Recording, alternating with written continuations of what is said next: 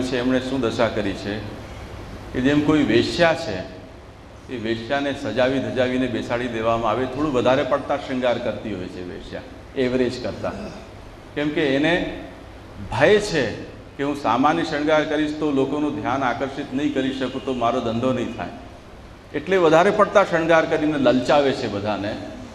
એમ એ વેશ્યા છે એ ઘણા સદગ્રહસ્થોના ઘરને તોડવાનું નિમિત્ત પણ બને છે. એમ આ પુષ્ટિમાર્ગી આકર્ષણોના સ્થાનો વૈભવપૂર્ણ એટલા કૃત્રિમ રૂપથી ઊભા કરી દેવામાં આવ્યા છે કે અનેક દૈવી પુષ્ટિજીવો પોતાની ઘર સેવાને છોડીને આના આકર્ષણમાં ભટકી રહ્યા છે અને પોતાનો ભાવ બગાડી રહ્યા છે. આ પ્રથમેશજીએ આજથી 30 વર્ષ પહેલાં એક સર્ક્યુલર આપ્યું હતું, એની અંદર કહ્યું હતું, એનું વાંચન એમના આત્મજ શ્રી લાલમણીજીએ ચર્ચા સભાની અંદર કર્યું હતું. અને હકીકત છે આ. એટલે જ પુષ્ટિમાર્ગના જે પ્રાચીન આચાર્યો હતા એ આ બધા દૂષણો છે એના પરિણામોથી પૂરા વાકેફ હતા. એક તમને નમૂનાનો એક દૃષ્ટાંત સંભળાવું છું. કાંકરોલીના મહારાજ શ્રી બ્રજભૂષણલાલજી, અત્યારે બ્રજેશકુમારજી વિરાજે છે, એમના પિતૃચરણ, એમણે મુંબઈની અંદર એક સભામાં આ ઉદ્ગાર આપ્યા હતા. ત્યાં આપ આજ્ઞા કરી રહ્યા છે. એ પ્રસંગ કોઈક એવો હતો કે કોઈક કારણસર એ હવેલી બંધ થઈ રહી હતી, એવો સુવર્ણ કાલ તે વખતે કોઈક હતો. અને એ પ્રવચનમાં આપ આજ્ઞા કરે છે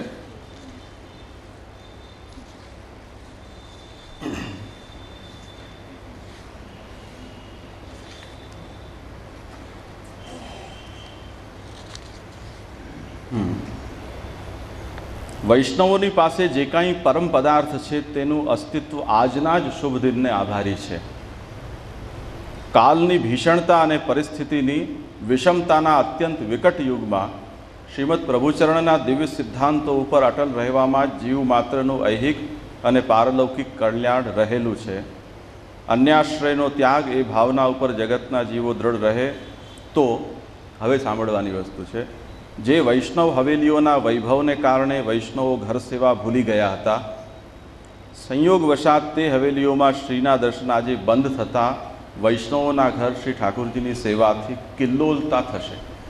એ લાભ સંપ્રદાય અને સંપ્રદાયો માટે નાનો સૂનો નથી.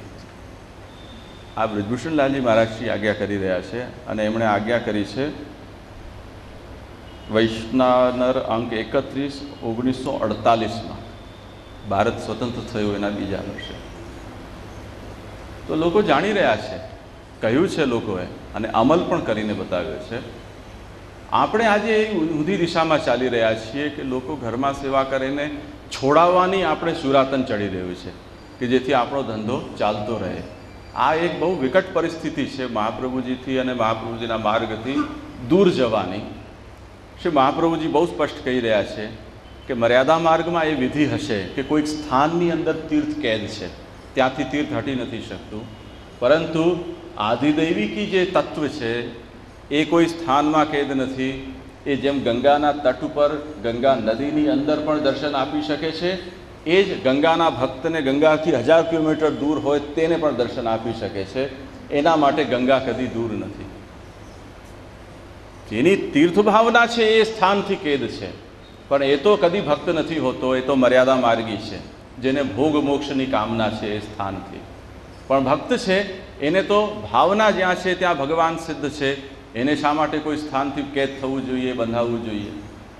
પણ આજે એનાથી ઊંધી ભાવનાઓ પેદા કરવામાં આવે છે કે તમારે ત્યાં બિરાજે છે એ તો ગુરુ ભાવથી બિરાજે છે, કે તમારે ત્યાં તો માત્ર નામ માત્રની સેવા છે, હાથ જ પવિત્ર કરવાના છે, પરિશ્રમમાં જ બિરાજે છે, બાકી તો જ્યાં વૈભવ છે, નેકભોગ સામગ્રી છે, નોકર ચાકરો છે, ત્યાં જ મુખ્ય ઠાકોરજી બિરાજે છે. એમ કરી અને લોકોને હતાશ કરી અને દુકાનો તરફ વાળવાની એક દુર્મનોવૃત્તિ ચાલી રહી છે.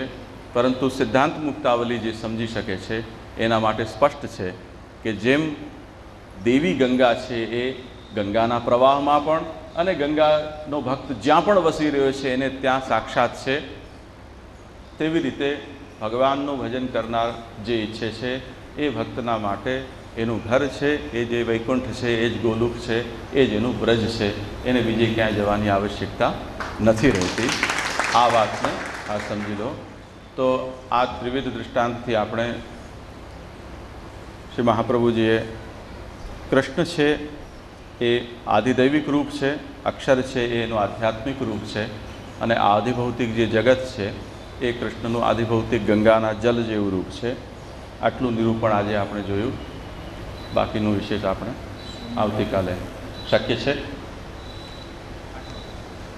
અચ્છા, તો જોઈએ કાલે કેવું ચાલે છે એના ઉપર પછી એક્સટેન્ડ કરવો છે તો એક દિવસ કરીશું, નહીં તો કાલે સહજતાથી થઈ જશે. કોઈને પ્રશ્ન હોય તો થોડા સમયમાં આપણે એની વિચારણા કરી લઈએ, પછી સમાપન કરીએ. કોઈને છે કોઈ જિજ્ઞાસા? ઊભા થઈને પૂછી શકો એવું કંઈ હોય તો કરીએ સમાપન. દૃઢ ચરણન કેરો ભરોસો, દૃઢ ચરણન કેરો, શ્રી વલ્લભ નખ ચંદ્ર છટા બિન, સબ જગ માજ અંધેરો ભરોસો, દૃઢ ચરણન કેરો, साधन और नहीं आकली में, जासो हो निबेरो, सूर कहा कहे विविध आधरो, बिना मोल को चेरो भरोसो, दृढ़ चरण के, दृढ़ चरण के भरोसो, दृढ़ चरण के. वल्लभाधीश संतानहंतारो यत्पादाम्बुजरेणवः, स्वीयानान्तान् निजाचार्यान् प्रणमामि मुहुर्मुहुः. यदनुग्रहतो जन्तुः सर्वदुःखातिगो भवेत्, तमहं सर्वदा वन्दे श्रीमद्वल्लभनन्दनम्. अज्ञानतिमिरान्धस्य ज्ञानाञ्जनशलाकया चक्षुरुन्मीलितं येन तस्मै श्रीगुरवे नमः. नमामि हृदये शेषे लीलाक्षीराब्धिशायिनं, लक्ष्मीसहस्रलीलाभिः सेव्यमानं कलानिधिं. चतुर्भिश्च चतुर्भिश्च चतुर्भिश्च त्रिभिस्तथा, षड्भिर्विराजते योऽसौ पञ्चधारदये. ગઈકાલના અને પરમ દિવસના 2 દિવસનું જે આપણે સિદ્ધાંત મુક્તાવલીના કેટલાક અંશો ઉપર વિચાર કર્યો, એ સંબંધમાં કેટલાક પ્રશ્નો છે એને આપણે પહેલાં જોઈ લઈએ. તે દરમિયાન તમને પણ બીજા કોઈને કોઈ વાત કઠિન લાગી હોય, ન સમજાઈ હોય, ખોટી સમજાઈ હોય તો એ શંકાઓનું નિરાકરણ આપણે વિચારી લઈએ. શ્રી મહાપ્રભુજી આજ્ઞા કરે છે તત સંસાર દુઃખસ્ય નિવૃત્તિ, એટલે સેવામાં અવાંતર ફળરૂપે સંસાર દુઃખની નિવૃત્તિ છે. વાર્તા પ્રસંગમાં અમુક વૈષ્ણવોને શ્રી મહાપ્રભુજી આજ્ઞા કરતા કે હવે તને સંસારના સુખ દુઃખ બાધા નહીં કરે, તો શું સંસાર સુખ પણ બાધા કરનારું બની શકે, એટલે કે દુઃખરૂપ બની શકે? તેથી જ શું શ્રી મહાપ્રભુજીએ સુખ દુઃખ ન કહીને માત્ર સંસાર દુઃખની નિવૃત્તિ કહ્યું છે? બહુ વિચારપૂર્વક થયેલો પ્રશ્ન છે. ગઈકાલે જ્યારે આ વિષયનું નિરૂપણ થઈ રહ્યું હતું ત્યારે થોડો સંકેત કદાચ મેં કર્યો હતો, પરંતુ એ ધ્યાન બહાર રહ્યું હોય એવું બની શકે. ફરીથી એની સ્પષ્ટતા કરી લેવી જોઈએ કે સંસારનો અર્થ છે હું અને મારું. ભગવાને જે જગત પ્રપંચનું નિર્માણ કર્યું છે, જીવાત્માને જે રૂપમાં પ્રકટ કર્યા છે, એમાં ભગવાનના હું અને ભગવાનના મારા સિવાય વસ્તુતઃ સૃષ્ટિમાં બીજું કશું પણ હું મારા જેવું કોઈનું નથી. આ તો સૃષ્ટિના મૂળ સ્વભાવ કે તત્વનો વિચાર થયો. પરંતુ જીવાત્માને અવિદ્યાના સંસર્ગથી શરીર જે પ્રાપ્ત થાય છે, એ પ્રાપ્ત થઈ ગયા પછી એને શરીર સંબંધી જેટલા પણ પદાર્થો છે એમાં મારાપણાની બુદ્ધિ થાય છે. શરીર વગેરેની અંદર અહમનો પણ બોધ થાય છે અને મારાપણાનો પણ બોધ થાય છે. જે વસ્તુ એણે પ્રાપ્ત કરી છે એ વસ્તુને યદિ કોઈ બીજી વ્યક્તિ લેવાનો પ્રયાસ કરે તો એને મારું છીનવાઈ ગયાનો દુઃખ થાય છે. અભિલષિત વસ્તુ એને પ્રાપ્ત થાય છે તો એને મનગમતું પ્રાપ્ત થયાનો સુખ પણ થાય છે, આનંદ પણ થાય છે. પરંતુ એ જે સુખ છે એ સુખ પણ દુઃખ સહિત છે. સાંસારિક સુખ એ આત્યંતિક સુખના રૂપમાં નથી શાસ્ત્રમાં માન્ય થયું.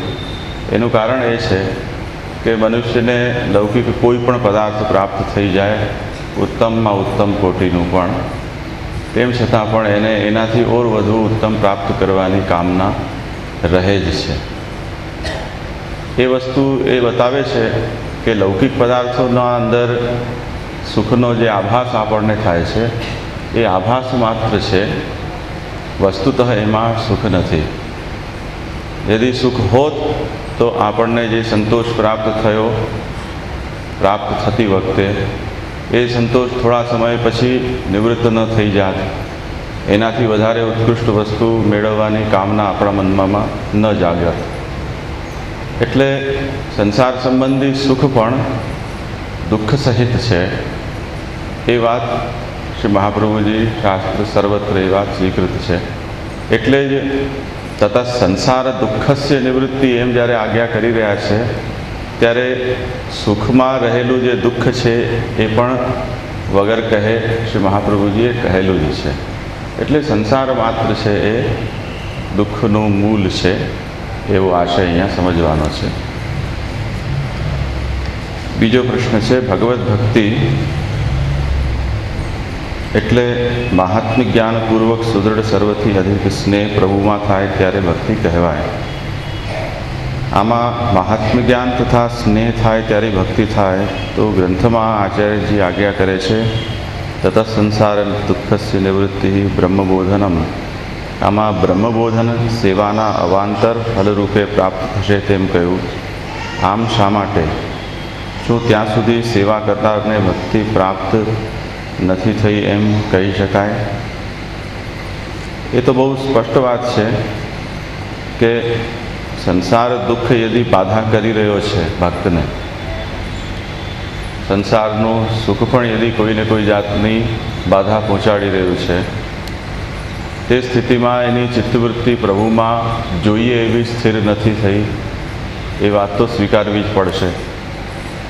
એ જ કારણ છે કે આપણે ત્યાં જેમ કોઈ સ્વજનના અવસાન થયા ઉપર દુઃખમાં સૂતક પડાય છે, એમ કોઈ પરિવારમાં કોઈનો જન્મ થાય તો સુખનું પિંડરું પણ પાડવામાં આવે છે. તો એ બંને લૌકિક આવેશ સુખના અને દુઃખના એવા છે કે જે કોઈકની જાતની પ્રભુથી વિમુખતા આપણા અંદર લાવે જ છે. એટલે જ્યાં સુધી સંસાર સુખ દુઃખ છે એ ભગવત પરાયણ ચિત્તને થવામાં અવરોધ પેદા કરી રહ્યા છે, ત્યાં સુધી ભગવત ભક્તિનો ભાવ જોઈએ એટલો સ્થિર નથી થયો એવું આપણે નિશ્ચિત રૂપથી કહી શકીએ. એમાં કોઈ સંકોચ નથી. એને બંને રીતથી વિચારી શકાય. જેમ ગઈકાલે શાયદ તો માનસી સેવાના સંબંધમાં મેં તમને કહ્યું હતું ભક્તિવર્ધિનીનું ઉદાહરણ આપીને, કે જ્યારે ભગવત પ્રેમ થાય છે ત્યારે લૌકિક વિષયોનું વ્યસન શિથિલ થાય છે. ભગવદ્ ભક્તિ છે એ આસક્તિની કક્ષા પર પહોંચે છે તે વખતે તેના સામે લૌકિક વિષયોની આસક્તિ શિથિલ બને છે અને ભગવદ્ ભક્તિ જ્યારે વ્યસનાવસ્થા પર પહોંચે છે તે વખતે લૌકિક વિષયોની અંદર રહેલી આપણી રુચિ, પ્રેમ કે સ્નેહ એ પણ નામશેષ થઈ જાય છે. એટલે એક તરફ ભગવત પ્રેમાસક્તિ વ્યસન છે એનો પારો ઉપર ચડે છે, તેના સામે લૌકિક વિષયોની અંદર રહેલું વ્યસન, આસક્તિ અને પ્રેમ છે એનો પારો નીચે ઉતરે છે. એમાં ત્રાજવા જેવી સ્થિતિ છે. એ જ સ્થિતિ આપણે અહીં પણ વિચારી શકીએ છીએ કે જો સંસારના સુખ દુઃખ છે એ આપણને જણાઈ રહ્યા છે, એટલે સંસાર સંબંધી ઉપલબ્ધિ એ સુખ પેદા કરી રહી છે, સાંસારિક વિષયો છે એનું ગુમાવવાથી આપણને કષ્ટ થઈ રહ્યું છે, તે સ્થિતિમાં ભગવદ્ પરાયણતા આપણા ચિત્તની એટલી ઓછી છે એ તો નિશ્ચિત રૂપથી કહેવા પડશે જ. કેમ કે અન્ય વિષયોની સ્ફૂર્તિ કે પ્રભુ સંબંધ રહિત લૌકિક વિષયોનો સુખ દુઃખનો અનુભવ એ જ બહિર્મુખતાનું પ્રમાણ છે. એટલે એ તો યથાર્થ વાત છે. તે પછી સિદ્ધાંત મુક્તાવલી ગ્રંથમાં દર્શાવેલ માનસી અવસ્થા, ભક્તિવર્ધિનીમાં વ્યસન અને નિરોધ લક્ષણમાં નિરોધાવસ્થામાં શું ભેદ છે? આચાર્યજીએ આ ત્રણેય અવસ્થા માટે જુદી જુદી ફલરૂપતાનું નિરૂપણ કર્યું છે. માનસી માટે ફલરૂપા, વ્યસન માટે કૃષ્ણમાં વ્યસન અવસ્થા થાય ત્યારે કૃતાર્થ થયો ગણાય અને નિરોધાવસ્થા માટે આનાથી શ્રેષ્ઠ મંત્ર કોઈ નથી વગેરે. તો આવો વિરોધાભાસ શા માટે રહ્યો? આમાં વિરોધાભાસ નથી. માનસી, વ્યસન કે નિરોધ છે એ ત્રણેય એક કક્ષાની જ વસ્તુ છે. ચિત્તની પ્રવણતાની દૃષ્ટિથી જ્યારે ભક્તિના વિકાસની વાત કરવામાં આવે છે તે વખતે માનસી શબ્દનો પ્રયોગ થાય છે. સ્નેહની પ્રબલતાની દૃષ્ટિથી જ્યારે ભક્તિના વિકાસની વાત કરવામાં આવે છે ત્યારે વ્યસન શબ્દનો પ્રયોગ થાય છે. અને ભગવત પ્રેમને કારણે અન્ય વિષયોની સ્ફૂર્તિ અથવા અસ્ફૂર્તિ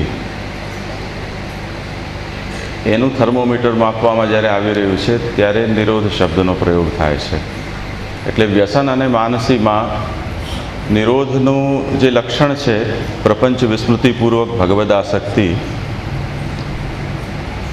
એ એલિમેન્ટ ત્યાં નથી આવી રહ્યું.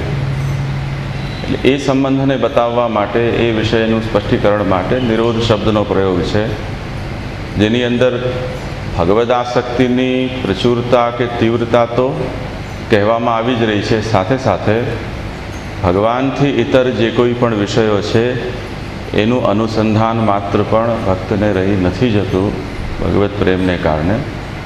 એ નિરોધનું સ્વરૂપ છે. માનસીમાં પણ એ જાતની ચિત્તવૃત્તિ બને છે, વ્યસનની અંદર પણ એ જ જાતની અવસ્થા ભક્તને પ્રાપ્ત થાય છે, પણ નિરૂપણની શૈલીમાં આ ભેદ થઈ રહ્યો છે. જે વ્યક્તિ જે રીતે એને સમજી શકે, દાખલા તરીકે તમે રસોઈ કરતા હો તે વખતે રોટલી શેકાઈ ગઈ છે કે નથી શેકાઈ ગઈ એનો નિર્ણય કેટલી રીતે થઈ શકે? દરેકની પોતપોતાની ફાવટનો ઉપર આધાર રહે છે. કોઈ જોવા માત્રથી અનુમાન કરી શકે છે કે આ રોટલી હવે બરોબર શેકાઈ ગઈ છે. કેટલાક ગંધથી એનું અનુમાન કરે, કઈ જાતની સુગંધ આવી રહી છે એના ઉપર નિશ્ચિત થશે કે વધુ શેકાઈ ગઈ કે હજી શેકાઈ નથી. કેટલાક લોકો આરંભમાં હજી નવશીખ્યા હોય, એ લોકોને ઊંચું કરીને આમ કરીને જોવું પડે બિચારાઓને કે આ શું થયું નીચે. તો હવે ત્રણેય પરીક્ષણની પદ્ધતિ છે, એમાંથી જેને જે માફક આવતી હોય, વસ્તુસ્થિતિ તો એ જ છે કે શેકાઈ છે કે નથી શેકાઈ, અંતતઃ નિર્ણય તો એનાથી એ જ આવવાનો છે. ઘણી વખતે સામગ્રી સિદ્ધ કરતા હોય લોકો, એમાં સિદ્ધ કરનારાને વસ્તુના રંગ ઉપરથી અનુમાન થતું હોય છે કે આ વસ્તુ હવે સિદ્ધ થઈ છે કે નહીં. પરંતુ કોઈ કારણવશ એ રૂમની અંદર લાઇટ ન હોય છાયા હોય તે સ્થિતિમાં આપણે એના રંગને સારી રીતે નથી જોઈ શકતા. તો આપણે કડછીથી હાથ પા પકડી અને બહાર બારી પાસે લઈ જઈને આપણે જોઈએ કે ભાઈ હવે આનો મોહનથાળ છે કે શીરો છે કે મગજ છે, એનો રંગ જોઈએ એ પ્રમાણે થઈ ગયો છે કે નહીં. જે એક્સપર્ટ હોય એ શેકતી વખતે જે ગંધ આવે એનાથી જ એને ખબર પડી જાય છે. કેટલાક લોકો ચોપડીમાંથી શીખ્યા હોય એ લોકો ટાઈમની ગણતરી કરતા હોય છે. 10 મિનિટ સુધી હલાવવાનું, એટલે ઘડિયાળનો કાંટો જોઈએ ને આમાં 10 મિનિટ પૂરી થાય તો હવે થઈ ગઈ એમ સમજવાનું. તો એક જ વસ્તુને માપવાના માપદંડ ઘણા બધા છે, પરંતુ એનાથી જે પરિણામ પેદા થઈ રહ્યું છે એમાં કોઈ અંતર નથી. એમ માનસી કહો, વ્યસન કહો, ચાહે તો નિરોધ કહો, એ બધી ભક્તિ માર્ગની એક જ ભક્તિની કોઈક એક અવસ્થાને બતાવનારા શબ્દો છે. અર્થ છાયાઓ એની ચોક્કસ અલગ અલગ છે. એ આપણે આ સંદર્ભમાં જોયું. મને એમ છે કે લગભગ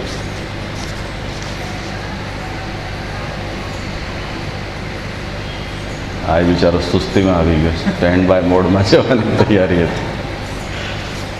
તો ગઈકાલે આપણે જે વિષયની ચર્ચા કરી એનું ઝડપથી એક વખત આવર્તન કરી લઈએ. આજે કેમ કે આપણને યાત્રા પૂરી કરવી છે કોઈ રીતે.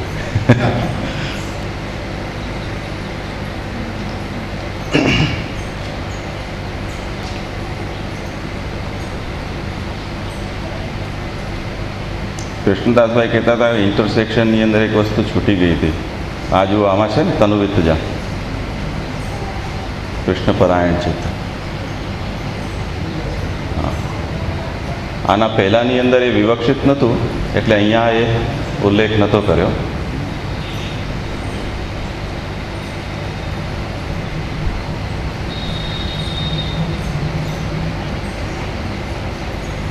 અને જરાક આના મોનિટરની એને કરો, મને દેખાતું બંધ થઈ ગયું. એનું માથું જરાક આમ મારા તરફ કરો, જરાક આમાં હું કરો. ના એમ નહીં, આના અંદર તમે જુઓ, સમજી જુઓ. હા, થોડુંક એને ઢંઢોળવું પડે છે, ડફડા મારવા પર. વિજય કંઈ બદલવાનો સમય આવી ગયો છે. તો ગઈકાલે આપણે અહીંયાથી શરૂઆત કરી હતી. તત સંસાર દુઃખસ્ય નિવૃત્તિ બ્રહ્મબોધનમ. ભગવત સેવા, ભગવત ભક્તિનો એ પ્રભાવ છે કે એનાથી પ્રભુ મુખ્ય ફલ પ્રદાન કરતાં ભક્તને એ ફલ પણ અવાંતર ફલ થયા પ્રદાન કરે છે કે જે ફલ કર્મ માર્ગમાં અને જ્ઞાન માર્ગમાં બહુ ઉત્કૃષ્ટ કક્ષાનું ફલ ગણાય છે. એટલે જ્ઞાન માર્ગની અંદર બ્રહ્મબોધ એ જ્ઞાનીની સિદ્ધિની એક ઉચ્ચતમ અવસ્થા છે, અને કર્મ માર્ગની અંદર સંસાર દુઃખની નિવૃત્તિ અર્થાત સર્વ સુખોની પ્રાપ્તિ એ ઉત્કૃષ્ટતમ ફલ ગણાય છે. શ્રી મહાપ્રભુજી આજ્ઞા કરી રહ્યા છે કે ભક્તિ માર્ગીને કર્મ માર્ગનું ઉત્કૃષ્ટતમ ફલ અને જ્ઞાન માર્ગની ઉત્કૃષ્ટતમ અવસ્થા એ મધ્યપાતી ફલ તરીકે અનાયાસ પ્રાપ્ત થઈ જાય છે. એના માટે એને કોઈ અલગથી પ્રયાસ કરવો નથી પડતો. એ ભગવત સેવા, ભગવત ભક્તિનું મહાત્મ્ય છે. પરંતુ એની શરત આપણે જોઈ કે શ્રી ગુસાઈજી આજ્ઞા કરી રહ્યા છે કે ભગવત સેવા એ આચાર્ય ચરણોએ જે પ્રકારે કહી છે, અક્ષરે અક્ષર તેનું તે પ્રમાણે અનુસરણ થવું જોઈએ. યદિ કોઈ જાતની ભક્તિ માર્ગીય યોગ્યતા આપણા અંદર નથી આધુનિક પુષ્ટિજીવોમાં, તેમ છતાં પણ કેવલ આચાર્ય ચરણ ઉપર શ્રદ્ધા રાખીને જેમ કહ્યું છે તેમ લકીરના ફકીર થઈને પણ જો એ ભગવત સેવા કરી રહ્યો છે, તે સ્થિતિમાં આ અવાંતર ફલ પ્રાપ્ત થાય છે. અન્યથા એ અવાંતર ફલ પ્રાપ્ત થવાની કોઈ ગેરંટી શ્રી મહાપ્રભુજી નથી આપી રહ્યા. એ સંબંધમાં એક પ્રશ્ન પણ થયો હતો કે યદિ કોઈને મુખ્ય ફલની કામના ન હોય, અવાંતર ફલની જ કામના હોય, તો એને શું તનુજા માત્રથી કે વિત્તજા માત્રથી એ ફલ પ્રાપ્ત થઈ જશે? એનું આદરણીય શ્રી ઋષિકરાયજી મહારાજશ્રીએ બહુ સુંદર સમાધાન આપ્યું હતું. એ પણ આપણે વિચાર્યું કે એમને ફલ પ્રાપ્ત નથી થતું. આમ જોવા જાઓ તો આ વિષયનું નિરાકરણ કે આવા અનધિકારી લોકો છે એનું નિરાકરણ બાલબોધ ગ્રંથમાં જ શ્રી મહાપ્રભુજીએ કરી દીધું છે. જેમને પ્રભુ ફલરૂપે નથી જણાતા, પ્રભુ સિવાય અન્ય કોઈ વસ્તુ ફલ તરીકે પ્રાપ્ત કરવાની કામના છે, એનો તો પુષ્ટિમાર્ગમાં પ્રવેશ જ વર્જિત છે. એના માટે બંધ છે દરવાજા. પ્રભુ એના સન્મુખ દૃષ્ટિ પણ નથી કરતા. તો આ અવાંતર ફલ પુષ્ટિમાર્ગની પ્રણાલીથી એને પ્રાપ્ત થઈ શકે એની કલ્પના પણ કેમ કરી શકાય. આ જ ગ્રંથમાં આગળ લોકાર્થી છે ભજેત કૃષ્ણમ ક્લિષ્ટો ભવતી સર્વથા, એ પ્રસંગ ઉપર શ્રી મહાપ્રભુજી ઓર વધારે સ્પષ્ટ કરશે, આપણે જોઈશું. અક્ષર બ્રહ્મ એ કોઈ અંતિમ તત્વ નથી, એ કોઈ સર્વોચ્ચ સત્તા નથી. પરબ્રહ્મ એનાથી પણ અતીત છે. એ વાત શ્રી મહાપ્રભુજીએ પરમબ્રહ્મ તું કૃષ્ણો હિ એનાથી સમજાવી. એ આપણે જોયું. પરબ્રહ્મ છે એ પોતાના સૃષ્ટિ નિર્માણ કાર્ય માટે અક્ષર બ્રહ્મને પ્રકટ કરે છે અને એ સૃષ્ટિના અંદર એનું સંચાલન નિયમન કરવા માટે એક નારાયણ રૂપી તત્વ છે એને પ્રકટ કરે છે. નારાયણ છે એમાંથી ગુણાવતારો અને લીલાવતારો પ્રકટ થાય છે. ગુણાવતારો બ્રહ્મા, વિષ્ણુ અને શિવ છે. સામે અક્ષર બ્રહ્મની અંદર કર્મ, સ્વભાવ, કાલ, પ્રકૃતિ અને પુરુષ, આ 5 તત્વો છે. એમાં કાલ, કર્મ, સ્વભાવ એ અક્ષર બ્રહ્મનો જ એક સ્વરૂપ છે. અક્ષર બ્રહ્મ એ 3 રીતે વ્યવહાર કરે છે, વર્તે છે, જેનાથી આ સૃષ્ટિ એની અંદર કાર્યરત થઈ શકે. પ્રકૃતિ અને પુરુષ, એમાંની પુરુષમાંથી અસંખ્ય જીવાત્મા અને વ્યષ્ટિ અંતર્યામી, એટલે જીવાત્માની સાથે ભગવાનનું જે રૂપ બિરાજે છે, જેને આપણે પરમાત્મા અથવા તો આત્માની આત્મા તરીકે આપણે કહીએ છીએ, અથવા એને ઈશ્વર પણ કહેવામાં આવે છે. આ રીતે સૃષ્ટિનો વિસ્તાર થાય છે. એમાં પરબ્રહ્મ પુષ્ટિમાર્ગનો જે ઉપાસ્ય છે એ ન તો આ કોઈ દેવતાઓના સ્તરમાં બને છે, ન કોઈ લીલાવતારોના રૂપમાં, મત્સ્ય, વામન ઇત્યાદિના રૂપમાં, ન અહીંયા કોઈ કાલકર્મ, સ્વભાવ કે અંતર્યામી રૂપમાં એ ભજનીય છે. પુષ્ટિમાર્ગનો ભજનીય છે. આ બધાથી અતિ પરાત્પર પુરુષોત્તમ શ્રી કૃષ્ણ. આ વાત પરમ બ્રહ્મ તું કૃષ્ણો હેથી આચાર્ય શરણે સમજાવી. શ્રી કૃષ્ણની સર્વોચ્ચતાનું એક માપદંડ આનંદની ગણનાથી પણ શાસ્ત્ર આપણને સમજાવે છે. એ ગણનામાં આપણે એ વાત જોઈ કે માનુષ્ય તૈત્તિરીય ઉપનિષદ અને બૃહદારણ્યકાદી ઉપનિષદોની અંદર પણ આનંદની ગણના, આનંદ છે એ સુખનો પર્યાય નથી. આનંદ એ સામર્થ્ય કે શક્તિનું દ્યોતક છે, જે અલૌકિક શક્તિઓ છે. પરંતુ લોકમાં એ આનંદ કેમ કે પ્રકટ નથી, ભગવાને એ આનંદને તિરોહિત કર્યું છે. એટલે આનંદની કલ્પના અથવા આનંદના સજાતીય તરીકે આપણને શું મળી શકે, એટલા માટે શાસ્ત્ર આપણને એમ કહે છે કે તમે જે સુખનો અનુભવ કરો છો એ સુખને તમે આનંદ તરીકે એક વખત એના નાનામાં નાના યુનિટ તરીકે પહેચાનવાનો પ્રયાસ કરો. યદ્યપિ આનંદ તિરોહિત છે, પરંતુ શાસ્ત્રમાં એવું પણ કહેવાય છે કે એતસ્યૈવ આનંદસ્ય ભૂતાની માત્રામ ઉપજીવંતી. સૃષ્ટિની અંદર જે પણ સુખનો અનુભવ થાય છે એ સુખ પરમાત્માના જ કોઈક આનંદની અભિવ્યક્તિ છે. એ આનંદ ત્યાં એ રીતે પ્રકટ થઈ રહ્યો છે, તેથી એ વ્યક્તિને એમાં સુખનો અનુભવ થાય છે. વસ્તુતઃ કોઈ એવો પદાર્થ નથી કે જે પદાર્થમાં સુખ કે આનંદ હોય.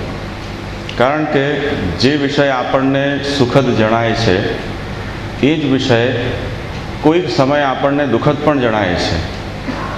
બાલક આજ્ઞાકારી હોય આપણો તો આપણને આનંદ આપે છે. એ જ બાલક બીજે દિવસે આપણી આજ્ઞાનું પાલન ન કરે તો એ દંડનીય બની જાય છે, દુઃખદ લાગે છે. જ્યારે ભગવત સેવામાં સહયોગી હોય ત્યારે આપણે એને પ્રહલાદ જેવો મારો કાનુડો બાલક છે એમ કહીને એની પ્રશંસા કરીએ છીએ. અને જ્યારે આપણી આજ્ઞામાં ન રહે ત્યારે એને હિરણ્યકશિપુ, આસુરી, પ્રવાહી, રાક્ષસ એમ કહીને એની નિંદા પણ કરીએ છીએ. તો વસ્તુમાં તો સુખ નથી એ પ્રમાણ થઈ ગયું. જો સુખ હોત તો સર્વદા એ સુખ આપી શક્યું હોત. એટલે આનંદ તો તિરોહિત છે, પણ પ્રભુ જ્યાં, કેમ કે જે કર્મફલના રૂપમાં આપણને પ્રાપ્ત થાય છે, ભગવાનની ઈચ્છાથી જ સુખ દુઃખ પાપ પુણ્ય તે રૂપમાં ભગવાન પ્રકટ થાય છે, એટલે એનો અનુભવ થાય છે. તો કોઈક રીતે એ ભગવાનના આનંદનો જ ત્યાં આવિર્ભાવ છે. એટલે શાસ્ત્ર આપણને એમ સમજાવે છે કે તમે જે સુખનો અનુભવ કરો છો ને જેનાથી તમે સંતુષ્ટ થાઓ છો, એના કોઈ એક નાના યુનિટને તમે વિચારો, એને શતગુણિત કરો. તો જે વખતે મનુષ્ય ગંધર્વ યોનિની અંદર જશે તે વખતે 100 મનુષ્યનો આનંદ છે એ એકઠો થશે.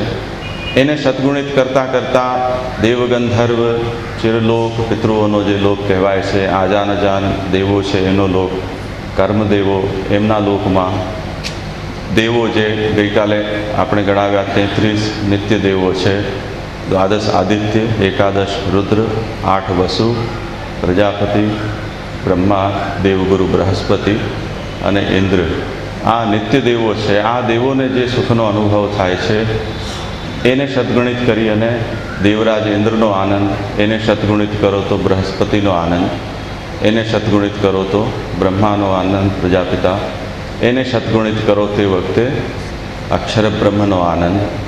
અહીંયા સુધી ગણિતાનંદ છે. શાસ્ત્ર આનંદની ગણના કરે છે અને તે પછી કહે છે કે હવે જે છે તે આ ગણનાથી બહાર નીકળી જાય એવી વસ્તુ છે. એટલે કેલ્ક્યુલેટરની ડિજિટમાં હવે આવે એમ નથી. એટલે કહી રહ્યા છે કે હવે પરમાનંદ અથવા અગણિત આનંદ છે એ શ્રી પરબ્રહ્મ પુરુષોત્તમ શ્રી કૃષ્ણ છે. એ વાત પરમબ્રહ્મ તું કૃષ્ણો હિ સચ્ચિદાનંદ કમ બૃહત. આ અક્ષર અને પુરુષોત્તમ વચ્ચેનો ભેદ શ્રી મહાપ્રભુજીએ સમજાવ્યો છે. જ્ઞાનમાર્ગી જે લોકને પ્રાપ્ત કરે છે કે જે તત્વમાં એનો વિલય થાય છે એ આ અક્ષર તત્વ છે. ભક્ત જે પુરુષોત્તમ નિષ્ઠ છે, ગુણાતીત છે, એ પુરુષોત્તમની અંદર સ્થાન પ્રાપ્ત કરે છે, એ અગણિતાનંદ છે. આ વાત શ્રી પ્રભુચરણે આપણને સમજાવી કે ગણિતાનંદ કમની અંદર જે કપ પ્રત્યય છે એ અલ્પતા બતાવનારું છે. આ એનો મુખ્ય ભેદ છે. એટલે બ્રહ્મને શબ્દથી કોઈએ અક્ષર બ્રહ્મ માત્ર ગ્રહણ કરી લે તો ભ્રમ થઈ જશે, બ્રહ્મનો ભ્રમ થશે. ધ્યાન રાખજો, આપણે બ્રહ્મ સંબંધમાં પણ આ ગોટાળા કરતા હોઈએ છીએ. બ્રહ્મ સંબંધ થોડું અઘરું પડે છે બોલતા, તો ભ્રમ સંબંધ બોલે છે લોકો. વસ્તુતઃ લોકો આજે ભ્રમ સંબંધ જ પ્રાપ્ત કરે છે. બ્રહ્મ સંબંધ તો ભગવાન જાણે કોને થતું હશે. તો એ બ્રહ્મ અને બ્રહ્મમાં અહીં નહીં પડવું. એટલે શ્રી મહાપ્રભુજી કહી રહ્યા છે કે અક્ષર છે એ ગણિતાનંદ છે અને પૂર્ણાનંદ અથવા અગણિતાનંદ એ પુરુષોત્તમ છે. હવે એ અક્ષર છે એના બે રૂપે અનુભવ થાય છે. ભક્ત છે એ અક્ષર બ્રહ્મને ભગવદ્ ધામના રૂપમાં જુએ છે. વસ્તુતઃ અક્ષર છે એ ભગવાનનો નિવાસ બને છે. ગઈકાલે મેં તમને સમજાવ્યું કે પ્રભુ સૃષ્ટિ પ્રકટ કરે છે ત્યારે આપણે જેમ કામ કરીએ તો આપણા ઘરનું પહેલાં આપણે નિર્માણ કરીને પછી કોઈ કાર્ય શરૂ કરીએ, તે રીતે પ્રભુ પોતાનો નિવાસ અક્ષરમાં સ્થિર કરે છે અને એ અક્ષર છે એ સૃષ્ટિનું નિર્માણ કરે છે. તો ભક્ત જ્યારે અક્ષરને જુએ છે ત્યારે એને વ્યાપી વૈકુંઠના રૂપમાં અક્ષરની અનુભૂતિ થાય છે. અને જ્ઞાની છે એની કેમ કે સામર્થ્ય અલ્પ છે, પુરુષોત્તમ એની દૃષ્ટિપથ ઉપર આવી નથી શકતા, તે કારણે અક્ષરને જ અંતિમ તત્વ માને છે. એટલે અક્ષરની વ્યાપકતામાં એની મુક્તિ થાય છે જ્યારે જ્ઞાનનો પરિપાક થાય છે. તો આ સ્થિતિ એકમ તસ્માદ વિલક્ષણમ. જગતરૂપ જે અક્ષર છે એના વિષયમાં અનેક વિચારકોએ પોતપોતાના અભિપ્રાયો બતાવ્યા છે. સાંખ્ય પરિમાણવાદીઓ છે, પરિણામવાદી, એમણે જગતને સત્વરજ તમ ગુણોમાંથી પ્રકટ થયેલું સ્વીકાર્યું છે. ન્યાય વૈશેષિક છે, અણુપરિમાણથી જગત બને છે એ એમનો સિદ્ધાંત છે. માયાવાદીઓ આને વિવર્ત માને છે, એટલે માયાથી કલ્પિત છે આ જગત, અસત્ય છે, બ્રહ્માત્મક નથી, એવો માયાવાદીનો સિદ્ધાંત છે. અને મીમાંસકો છે, એમની દૃષ્ટિમાં આ જગત છે એ અનાદિ અનંત છે, આવું જ હતું, આવું જ છે અને આવું જ રહેવાનું છે. તે જ રીતે જૈન બૌદ્ધોએ પણ પોતપોતાના અલગ અલગ મતો જગતના વિવેચનામાં એના તાત્વિક સ્વરૂપના સંબંધમાં નિરૂપ્યા છે. પરંતુ શ્રી મહાપ્રભુજીની મતમાં તદેવૈતત પ્રકારેણ ભવતીતિ શ્રુતેર્મતમ, અક્ષર છે એ જ આ જગત રૂપે ભગવદ ઈચ્છાથી પ્રકટ થાય છે. એ પ્રણાલી આપણે જોઈ. અક્ષરથી કાલકર્મ સ્વભાવ પ્રકૃતિ પુરુષ જગતનું નિરૂપણ થઈ રહ્યું છે. એટલે પ્રકૃતિમાંથી સૌથી પ્રથમ મહત્તત્વ, એમાંથી અહંકાર, અહંકારનું રૂજ પ્રાણ અને બુદ્ધિ છે. અહંકાર 3 પ્રકારનો છે, સાત્વિક, રાજસ અને તામસ. તામસ અહંકારમાંથી પંચ તન્માત્રા પ્રકટ થાય છે. રાજસ અહંકારમાંથી 10 વિધ ઇન્દ્રિયો, જ્ઞાનેન્દ્રિયો અને કર્મેન્દ્રિય.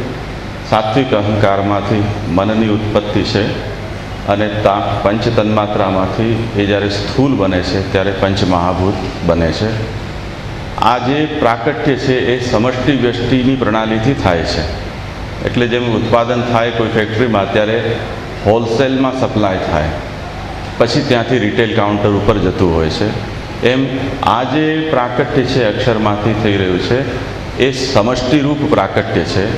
તે પછી તત્ત જ જીવાત્મા સાથે સૂક્ષ્મ શરીર કે સ્થૂલ શરીરનો સંબંધ થઈ અને આ વસ્તુ છે એ વિભિન્ન રૂપમાં પરિણત થતી હોય છે.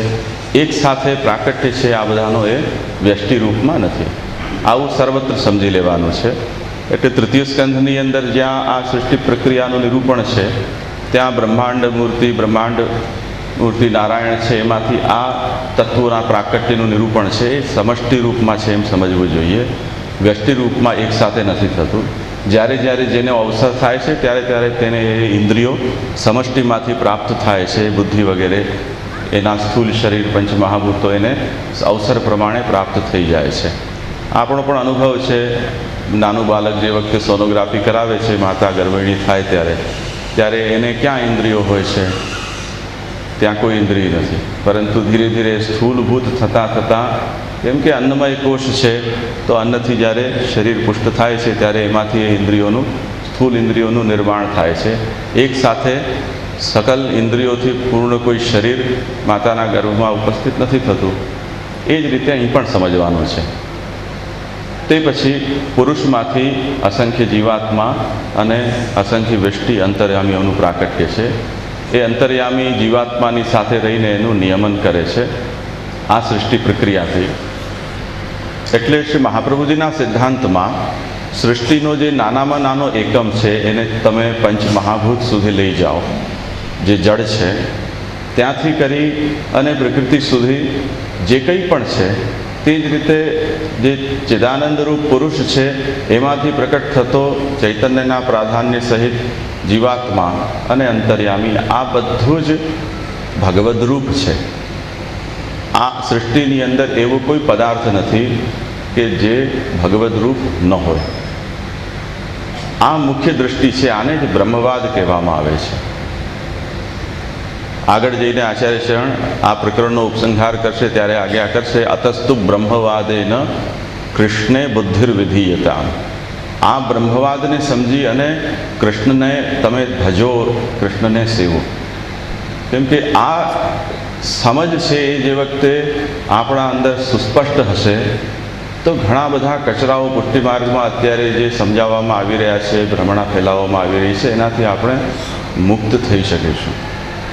જે તત્વની અંદર જે કંઈ પણ વિશેષ છે એ બ્રહ્મના સામર્થ્યથી છે.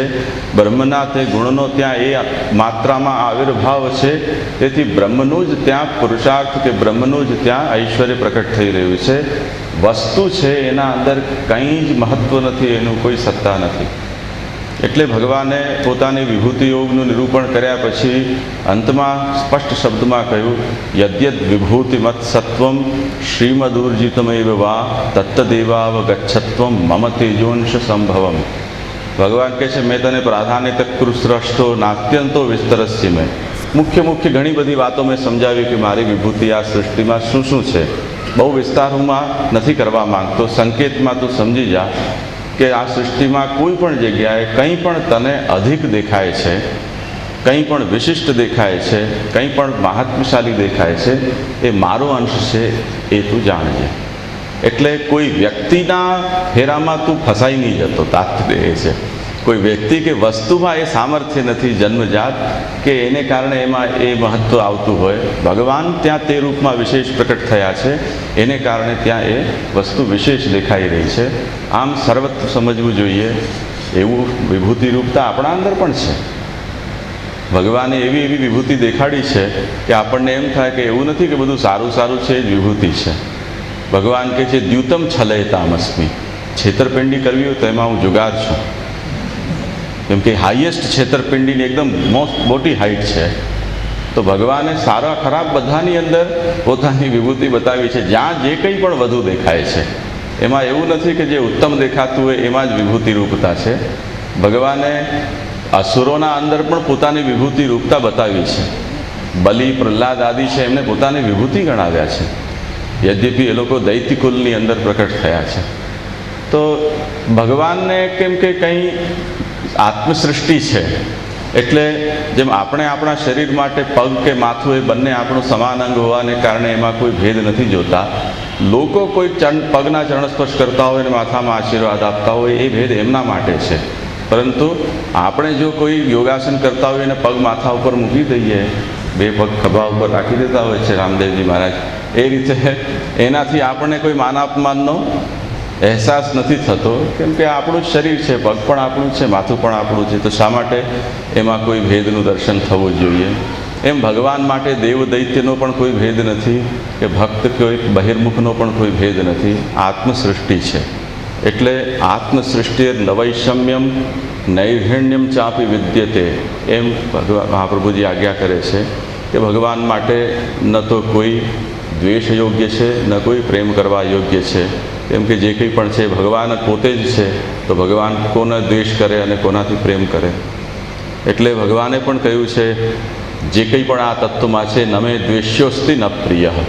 અહીંયા મારા માટે ન તો કોઈ દ્વેષ કરવા યોગ્ય છે, ન કોઈ પ્રેમ કરવા યોગ્ય છે. આ બ્રહ્મવાદ છે. આ દૃષ્ટિથી જગતના તમામ ક્રિયાકલાપોને, એ સારા હોય, ખરાબ, અનુકૂળ હોય કે પ્રતિકૂળ, એને પ્રભુની ક્રિયાનું પ્રાકટ્ય આપણે માની શકીએ, જોઈ શકીએ, સમજી શકીએ. એ આ બ્રહ્મવાદનો મુખ્ય દૃષ્ટિકોણ છે. એ જ રીતે જગતની કોઈ પણ ચીજ વસ્તુ કે કોઈ વ્યક્તિ એ ભગવદ રૂપ છે. પ્રભુ એ રૂપની અંદર લીલા કરી રહ્યા છે. એ ભગવદ રૂપતાને જોઈને હૃદયથી કોઈના પ્રત્યે કોઈ પણ જાતનો દ્વેષ કે કોઈના પ્રત્યે તીવ્ર અનુરાગ છે એનું પણ કોઈ પ્રાસંગિકતા રહી નથી જતી. જો બ્રહ્મવાદના સિદ્ધાંતને આપણે સમજીએ તો વ્યવહાર માટે આપણા સાથે શત્રુતા રાખે, એની સાથે ઉદાસીન વ્યવહાર કે એની પીડાથી આપણે બચી શકીએ, મોટી હાનિથી બચી શકીએ, એટલી આત્મરક્ષાનો પ્રયાસ તો અવશ્ય કરવો જોઈએ. પરંતુ અંદરથી કોઈ વસ્તુ પ્રત્યે એટલો તીવ્ર રાગદ્વેષ છે એ બ્રહ્મવાદની અંદર કદી આવતું નથી. આ બધી વસ્તુઓ જ્યારે આપણે વિવેક ધૈર્યાશ્રય આદિ ગ્રંથોનું અવલોકન કરીએ તો સ્પષ્ટ થઈ જાય છે કે મહાપ્રભુજીના પણ અન્ય ઉપદેશોનો ઉપર વિચાર કરો તમે. સાધન પ્રકરણ છે, પંચશ્લોકી વગેરે ગ્રંથો છે. તો મહાપ્રભુજીની આ બ્રહ્મવાદની દૃષ્ટિ ત્યાં કઈ રીતનું જીવન કે વિચારધારા આપણે અપનાવવી જોઈએ એના વિષયમાં આપણને ઘણું માર્ગદર્શન આપે છે. તો આ બ્રહ્મવાદ છે. એટલે સૃષ્ટિના તમામ પદાર્થો ભગવદરૂપ છે. જે કંઈ પણ ક્રિયાઓ સારી ખરાબ પાપ પુણ્ય રૂપમાં પ્રકટ થઈ રહી છે એ પ્રભુની ઈચ્છા લીલાથી થતો કોઈને કોઈ ક્રિયા વ્યવહાર છે. જેને જે કંઈ પણ ફલ પણ પ્રાપ્ત થઈ રહ્યું છે, અસદ વ્યક્તિને સત્ફલ થઈ રહ્યું છે, સજ્જનને દુષ્ટફલ પ્રાપ્ત થઈ રહ્યું છે, એ પણ પ્રભુની ઈચ્છા છે. કેમ કે આમાં પ્રભુથી મોટો કોઈ સ્વામી નથી. પ્રભુની સૃષ્ટિમાં કોઈ દખલ આપનારું બીજું કોઈ તત્વ નથી. આ રીતથી જો એક દૃષ્ટિ કેળવી શકાય તો જીવન છે એ લૌકિક દૃષ્ટિથી કે બીજા દૃષ્ટિથી કદાચ સારું ન જીવી શકે મનુષ્ય. પરંતુ જેની દૃષ્ટિમાં ભગવાન છે સૃષ્ટિનો સ્વામી, અને એણે મને આ સૃષ્ટિમાં પોતાના એક ક્રીડાના ભાગ રૂપે પ્રકટ કર્યો છે એવું જે વિચારે છે અને પ્રભુ ઉપર જેની દૃષ્ટિ છે એનું જીવન તો બહુ જ ઉત્તમ કક્ષાનું સુખરૂપ થઈ શકે છે. એને સ્થિતપ્રજ્ઞના લક્ષણોના રૂપમાં ભગવદ્ ગીતામાં ભગવાને બહુ વિસ્તારથી નિરૂપણ કર્યું છે. 12મા અધ્યાયની અંદર ભક્તના પણ જે લક્ષણો બતાવ્યા છે એમાં પણ ભગવાને આ જ બધા લક્ષણો ત્યાં ગણાવ્યા છે કે સૃષ્ટિને લીલારૂપ જે જોવે છે એનું જીવન કેવી જાતનું બની જાય છે. તો આ વાત મુખ્ય અહીંયા સમજજો કે અક્ષર છે એ જ જગત રૂપે પ્રકટ થાય છે, એ જ સત્વરજ તમો ગુણના રૂપમાં પ્રકટ થાય છે, એ જ અણુના રૂપમાં પણ પ્રકટ થઈ રહ્યો છે. જે કંઈ પણ છે તે એ જ અક્ષર છે. એટલે જગત અક્ષર બ્રહ્માત્મક છે. એના આધિદૈવિક, આધિભૌતિક અને આધ્યાત્મિક 3 પક્ષોનું ગંગાના દૃષ્ટાંતથી શ્રી મહાપ્રભુજીએ નિરૂપણ કર્યું. ગંગાજી જેમ જલરૂપા છે એ ભૌતિક રૂપ છે, તીર્થરૂપા એ આધ્યાત્મિક ગંગા છે, અને દેવી રૂપ ગંગા છે એ આધિદૈવિકી ગંગા છે. એમ શ્રી કૃષ્ણ એ આ જગતનું આધિદૈવિક સ્વરૂપ છે, અક્ષર બ્રહ્મ છે એ આધ્યાત્મિક સ્વરૂપ છે, અને જે જગતનો આપણે અનુભવ કરી રહ્યા છીએ પરિવર્તનશીલ ક્ષર જગત એ એનું કૃષ્ણનું જ આધિભૌતિક સ્વરૂપ છે. એટલે ગંગાના જલના દર્શનથી ગંગાદેવીના ભક્તને જેમ એ જલ પ્રાકૃત જલરૂપ નથી જણાતું, એ દેવીના સ્વરૂપ જ જણાય છે. એમ આપણે જગતમાં રહીને જે ભગવત સ્વરૂપની સેવા ભક્તિ કરી રહ્યા છીએ એ કોઈ જળ પદાર્થ કે કોઈનું પ્રતિનિધિ કે પ્રતીક નહીં હોઈને સાક્ષાત કૃષ્ણ છે. એ વસ્તુ આપણે સમજી શકીએ એટલા માટે શ્રી મહાપ્રભુજીએ આ વાત બતાવી છે. ભક્તિ માર્ગની અંદર આ જ્ઞાન અતિ આવશ્યક છે. જે લોકો એમ વિચારે છે કે ભક્તિની અંદર જ્ઞાનની શું આવશ્યકતા છે, તત્વચિંતનની શું આવશ્યકતા છે, એ લોકોની સેવા, એ લોકોની ભક્તિની સાધના છે એ જીવનભરની સાધના વિફલ થઈ જાય છે. આ સમજીને કે અમે તો શ્રીનાથજીના ફોટોની સેવા કરીએ છીએ, કે અમે તો શ્રીનાથજીના ચિત્રજીને સેવી રહ્યા છીએ. ચિત્રજી સેવ્ય નથી હોતો, એ તો જળ પદાર્થ છે. એટલે તૃતીય સ્કંદમાં જ ભાગવત સ્વયં એ કહી રહી છે કે જે વ્યક્તિ ભેદ દૃષ્ટિવાળો છે એ વ્યક્તિ જે પૂજા કરે છે એ ભસ્મમાં જ હોમ કરી રહ્યો છે. ભસ્મન્યવ જુહોતિ સ, એનું ભજન છે પ્રતિમા સ્વલ્પ બુદ્ધિ નામ, એમ પણ શાસ્ત્ર કહે છે. કોના માટે છે? કે જે એ ભેદને જુએ છે કે પરમાત્મા તત્વ કંઈક ભિન્ન છે અને હું જેની ઉપાસના કરું છું એ તત્વ કંઈક અલગ છે. આ પ્રતીક કે મૂર્તિની ઉપાસનાથી મને દેવની પ્રાપ્તિ થશે, જે કોઈ 7મા આસમાન ઉપર બેઠો છે. આવી ભેદ દૃષ્ટિ જે છે એ વસ્તુતઃ ભસ્મમાં હોમી રહ્યો છે, એ દેવતાને પ્રાપ્ત નથી થઈ રહ્યું. તો જે લોકો આવી દુર્મનોવૃત્તિથી, ગઈકાલે મેં તમને જે સેવ્ય સ્વરૂપના તારતમ્યના જેટલા પ્રકારો પુષ્ટિ માર્ગમાં પ્રચલિત છે એ સંબંધમાં પણ નિર્દેશ કર્યો. નિધિ, અનિધિ, મહાપ્રભુજીના નિધિ, ગુસાઈજીના નિધિ, આ બધી બકવાસ વાતો છે. બ્રહ્મવાદના સિદ્ધાંતને સમજો તો જે નિધિ તમારે ત્યાં બિરાજી રહી છે તેના સિવાય દુનિયામાં કોઈ નિધિ તમારા માટે નથી. એ જ તમારી સાચી નિધિ છે. આ જ પુષ્ટિ માર્ગનો સિદ્ધાંત છે. આમાં અન્યની નિંદાનો પ્રસંગ નથી. જેમ આપણે જેના સાથે વિવાહ થાય છે એ આપણું સર્વસ્વ છે. જેના કુખથી આપણે પેદા થયા છીએ, માતા પિતા આપણા માટે સર્વાધિક આદરણીય છે. એ એમની પ્રશંસા, એમની સ્તુતિ અને એમના પ્રત્યે આપણી તત્પરતા વધે એ દૃષ્ટિથી એક સ્વાભાવિક સ્નેહની લાગણીથી પેદા થતી મનોવૃત્તિ છે. એનાથી આપણે કોઈનો અનાદર નથી કરતા. માતા પિતાને પ્રથમ પ્રણામ કરી રહ્યા છીએ અને બીજા કોઈ છે એને આપણે બીજા ક્રમમાં નમસ્કાર કરતા હોઈએ તો એ કોઈ એનો અનાદર નથી, એને કોઈ ખોટું પણ માનતું નથી.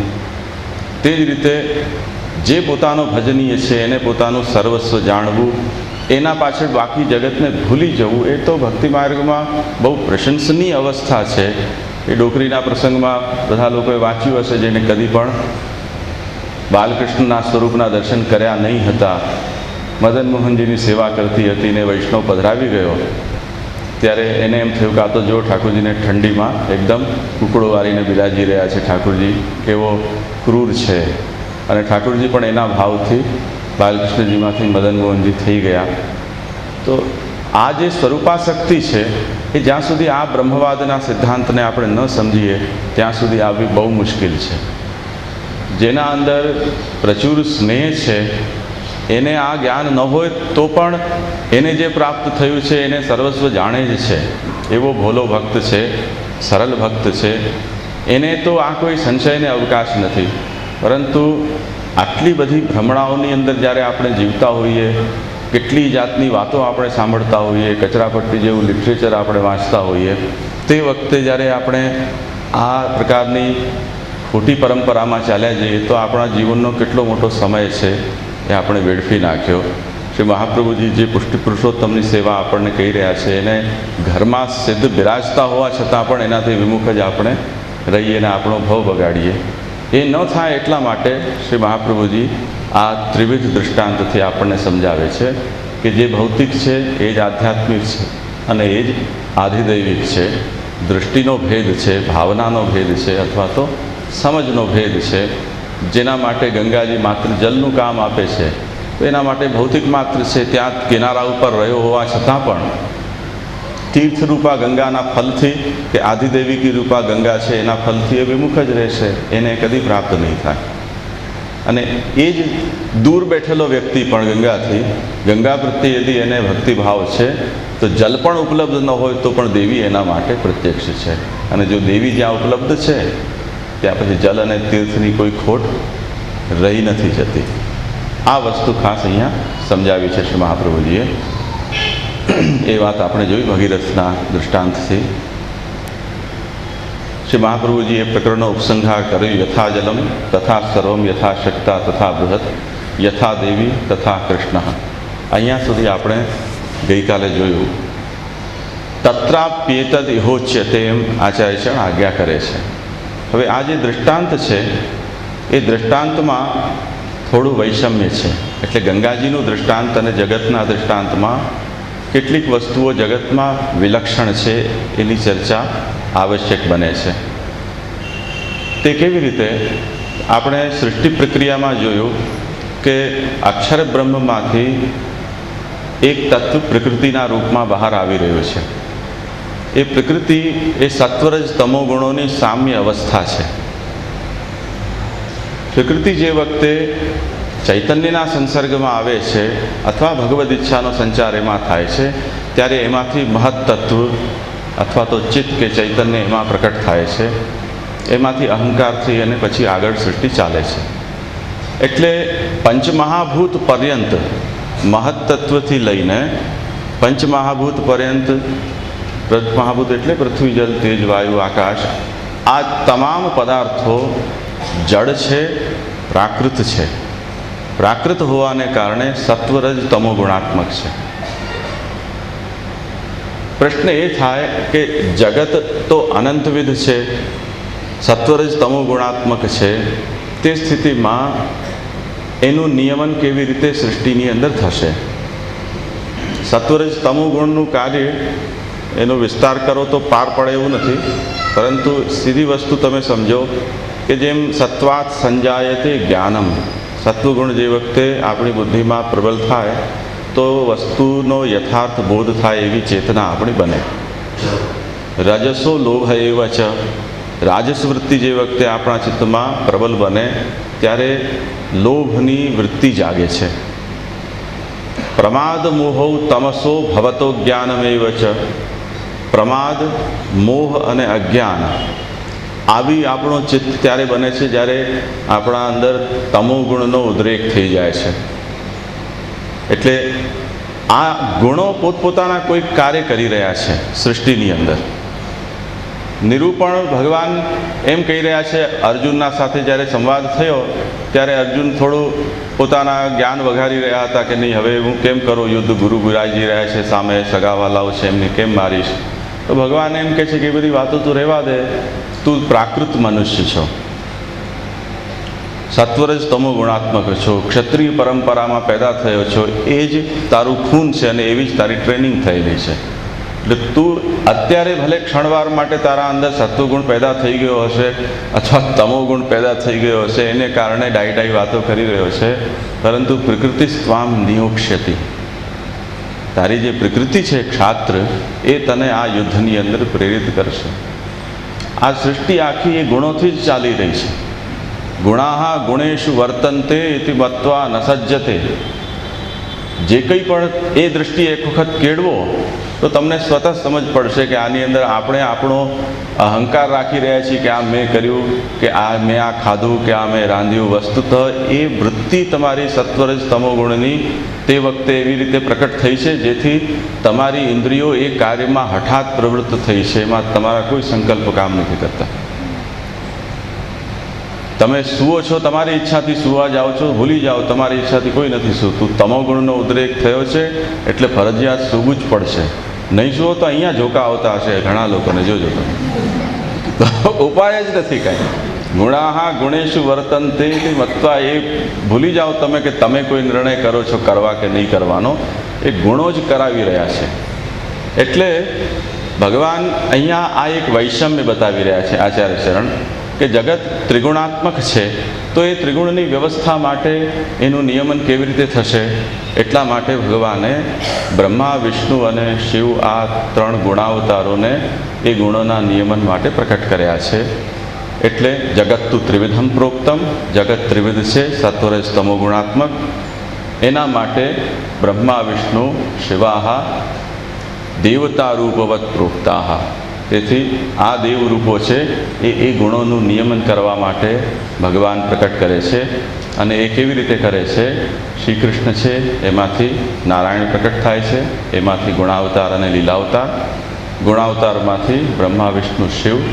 બ્રહ્મા રજોગુણના અધિષ્ઠાતા, વિષ્ણુ સત્વગુણના અને શિવ તમોગુણના. એમનું કાર્ય જગતની ઉત્પત્તિનું કાર્ય બ્રહ્મા, સ્થિતિનું કાર્ય કે પાલનનું કાર્ય વિષ્ણુ, અને વિલય કે સંહારનું કાર્ય છે એ શિવજીનું છે. અક્ષર છે એ ત્રિગુણાત્મક નથી, એ આપણે જોયું. અક્ષરમાંથી પ્રકૃતિ પેદા થઈ છે, પરંતુ અક્ષર છે એ ગુણાતીત છે. એટલે સૃષ્ટિનું નિયમન કરવા માટે જે પ્રાકૃત સૃષ્ટિમાં રહેલા પ્રાકૃત મનુષ્યો છે એમના નિયમન માટે, એમના વ્યવહાર માટે તો બ્રહ્મા, વિષ્ણુ, શિવ 3 દેવો છે. અક્ષર પ્રાકૃત નથી, અપ્રાકૃત છે. તેથી અક્ષરનું નિયમન અથવા તો આધ્યાત્મિક અક્ષર રૂપમાં સ્થિતિ કરનારા જે છે એમનું નિયમન શ્રી કૃષ્ણ સ્વયં કરે છે. એમાં કોઈ દેવતાઓનું કંઈ ગજુ ચાલતું નથી. એટલે ભૂતલમાં પણ જગતની અંદર રહેનારો પણ અપ્રાકૃત કે ગુણાતીત જે જીવાત્મા છે અથવા ભગવન્નિષ્ઠ જે જીવ છે, ભક્ત છે, એનું નિયમન આ દેવો પણ નથી કરી શકતા. કેમ કે દેવોનું કાર્યક્ષેત્ર પ્રાકૃત મનુષ્યોના વ્યવહારોનું નિયમન કરવું એ છે. જે ભગવન્નિષ્ઠ હોય એ તો મનનિષ્ઠમ નિર્ગુણમ સ્મૃતમ એ ન્યાયથી ગુણાતીત થઈ ગયો છે. તેથી એનું નિયમન કરવામાં દેવતાઓ પણ હાથ નાખતા ગભરાય છે. એટલે શ્રી મહાપ્રભુજી આજ્ઞા કરી રહ્યા છે કે જેમ ગંગા કિનારા ઉપર રહેલો તીર્થ બુદ્ધિથી નિવાસ કરનારો જે ભક્ત છે એને ગંગા સુકાઈ ગઈ છે કે એમાં પૂર આવ્યું છે એનાથી કોઈ નિસ્બત નથી. એ ભૌતિક દૃષ્ટિથી જે ગંગાને જોએ છે એને ચિંતા કરવાની છે ભારત સરકારે કે હવે આ કિનારા ઉપર વસતા લોકોના પાણીની પ્રોબ્લેમ કેમ સોલ્વ કરવી. એ ભૌતિક દૃષ્ટિ જે ધરાવે છે એના માટે સમસ્યા છે. તો તીર્થરૂપા જે ગંગા ઉપર નિવાસ કરી રહ્યો છે ત્યાં એક નાનકડી ધારા પણ જો ચાલી રહી છે તો એના સ્પર્શથી પણ એને તીર્થ સ્નાન પાનનો સંતોષ થશે. એ ફલ પણ એને ત્યાં પ્રાપ્ત થઈ જશે. કેમ કે એ હવે આનાથી કોઈ અલગ કક્ષા ઉપર જીવી રહ્યો છે, અલગ દૃષ્ટિથી એ વસ્તુને જોઈ રહ્યો છે. એમ આ જગતની અંદર જગત તો પ્રાકૃત છે, આપણો દેહ વગેરે પણ પ્રાકૃત છે, ઇન્દ્રિયો પણ પ્રાકૃત છે, બધું પ્રાકૃત છે. પરંતુ આપણી દૃષ્ટિ યદી ભગવાન ઉપર છે, શ્રી કૃષ્ણ ઉપર છે, જે ક્ષરથી અને અક્ષરથી પણ અતીત છે, તે સ્થિતિમાં હવે આ સૃષ્ટિમાં આપણે અને કૃષ્ણ એ સીધા હોટલાઇન કોન્ટેક્ટમાં છીએ એવો તાત્પર્ય છે શ્રી મહાપ્રભુજીનો. કે જીવી ભલે જ આ જગતની અંદર રહ્યા છીએ, જે કાર્ય જગત છે, ક્ષર છે, નિરંતર પરિવર્તનશીલ છે, પરંતુ કૃષ્ણનિષ્ઠ કે ભગવાનનિષ્ઠ થઈ ગયા તે પછી હવે આપણા અને કૃષ્ણ વચ્ચે બીજો કોઈ મધ્યસ્થી નથી રહી જતો. ભક્તિ માર્ગનું આ મહાત્મ્ય છે. આ દૃષ્ટિથી શ્રી મહાપ્રભુજી આ દૃષ્ટાંતને મૂલવવાનું કહી રહ્યા છે. બ્રહ્મ એકરૂપમ ઇતિ તન્નિષ્ઠાનામ નિયામકો હરિરેવ. શ્રી ગુસાઈજીએ એનું વિવેચન કર્યું છે કે બ્રહ્મ એટલે અક્ષર જે છે એ તો એકરૂપ છે, ત્રિરૂપ નથી. એ સત્વરજ તમો ગુણાત્મક નથી. એ ગુણાતીત છે. તેથી ગુણાતીત અક્ષરની અંદર એ આધ્યાત્મિક રૂપથી આ જગતની અંદર વસી રહ્યો છે. એનો તો નિયામક સાક્ષાત કૃષ્ણ જ બનશે. એના વચ્ચે કોઈ હસ્તક્ષેપ નહીં કરી શકે. એટલે જે ભક્તો ઉપર ચરિત્રો તમે જોતા હશો, એમાં ભગવાને પોતાની અસાધારણ પુષ્ટિ પ્રકટ કરી છે. એ પુષ્ટિના દૃષ્ટાંતો આપણને એવા સમજાવે છે કે ત્યાં બધા જ સૃષ્ટિના નિયમોને તાક ઉપર રાખી દેવામાં આવ્યા છે. ષષ્ઠ સ્કંદમાં પુષ્ટિ કાલાદિ બાધિકા એમ કહે છે. પુષ્ટિનું લક્ષણ એ છે કે સૃષ્ટિનું નિયમન જે કાલકર્મ સ્વભાવ વગેરેથી થાય છે, એ કાલકર્મ સ્વભાવના નિયમોને એક બાજુ રાખી દઈને ભગવાને એના ઉપર કૃપા કરી છે. તો આ વસ્તુ ક્યારે શક્ય બની? જો પ્રાકૃત જીવ હોત તો પ્રકૃતિના નિયમથી એને દંડ મળ્યો હોત. ભગવાન પણ એ જીવના સંબંધિત જે કોઈ દેવતાઓ ભગવાન પાસે આવ્યા હોય અને ભગવાનને કહ્યું કે આને શું કરવાનું છે, ભગવાન કહે છે એને એ તમારા ક્ષેત્રમાં નથી આવતું, તમે હટો અહીંયાથી, એ મારા વાળો છે એમ ભગવાન કહે છે. કોઈકનું આયુષ્ય છે એમ બ્રહ્માસ્ત્રનો પ્રયોગ થઈ રહ્યો છે પરીક્ષિતતા ઉપર, પરંતુ ભગવાન રક્ષા કરી રહ્યા છે. બ્રહ્માસ્ત્રનું મહિમા એટલું ગાવામાં આવી રહ્યું છે કે જે લક્ષ્યભેદ કર્યા વગર રહે નહીં, પરંતુ બ્રહ્માસ્ત્રના સ્વભાવને મૃત્યુ નિશ્ચિત સામે દેખાઈ રહ્યું છે તેને પણ પરિવર્તિત ભગવાને કર્યું છે. તો ભગવાન જે વખતે પોતાનું સામર્થ્ય પ્રકટ કરે છે અથવા તો જેની જીવાદોરી છે ભગવાન પોતે પોતાના હાથમાં લઈ રહ્યા છે, પછી એમાં કોઈ દેવતાઓનો હસ્તક્ષેપ થઈ નથી શકતો. એનું નિયમન સાક્ષાત ભગવાન દ્વારા જ થાય છે. આપણે ત્યાં 252 વૈષ્ણવમાં ડોકરીની વાર્તા આવે છે ને, એને કાલને કેટલી વખત પાછો વળ્યો છે. એવા દ્રષ્ટાંતો પ્રાકૃત જગતમાં પણ જોવા મળે છે. હજી તો મારે આ 2-4 ઉત્સવ કરવાના છે, પછી આવજે થોડા દિવસ પછી, એમ કરીને કાલને પાછા ફેરવી શકે છે. આ ક્યારે શક્ય બને? આ કોઈ ચમત્કારની વસ્તુ નથી. આપણી દૃષ્ટિથી કદાચ એ અસામાન્ય છે એટલે ચમત્કૃત થઈએ આપણે, પરંતુ ભગવન્નિષ્ઠ છે તો એમાં આ બધા સૃષ્ટિના નિયામક તત્વો કોઈ જાતનું કામ નથી કરી શકતા. અજામિલ વગેરેના પ્રસંગમાં પણ આ વસ્તુ આપણે અનુભવેલી છે. તો આ વાત તમે જુઓ કે જે આ જગતની અંદર પ્રાકૃત જગતમાં રહેતો હોવા છતાં પણ એ જગતના તરફ એની દૃષ્ટિ પ્રાકૃત ન હોઈને અક્ષરાત્મક જગતની આધ્યાત્મિક દૃષ્ટિ છે કે આ તો વસ્તુતઃ ભગવદ્ ધામ છે જેની અંદર હું રહી રહ્યો છું. કેમ કે અક્ષરને તો ભક્ત એ દૃષ્ટિથી જ જોશે, આ ભગવાનની લીલાસ્થલી છે, ભગવાનનું ધામ છે, એમાં મને પણ સ્થાન મળ્યું છે. હું કોઈ ભગવાનથી વિખૂટો નથી, વૈકુંઠ કોઈ મારાથી દૂર નથી, અહીંયા જ વૈકુંઠ છે. માત્ર